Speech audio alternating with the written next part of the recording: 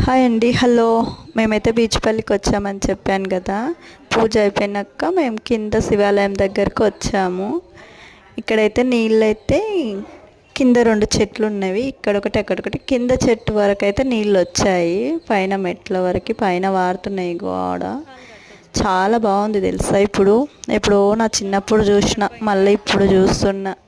అది మా అల్లుడు పూజ కోసం అని వచ్చి చూస్తున్నా. మా ఊరు పక్కలనే రామాపురం అని పక్కలనే ఉంటుంది.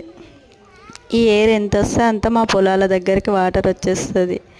ఇక మా పాప వాళ్ళ అత్త ఇద్దరు ఆడుకుంటున్నారు. ఇక్కడ మా అల్లుడు మా ఆయన కూడా ఆడుకోవడానికి వస్తున్నారు.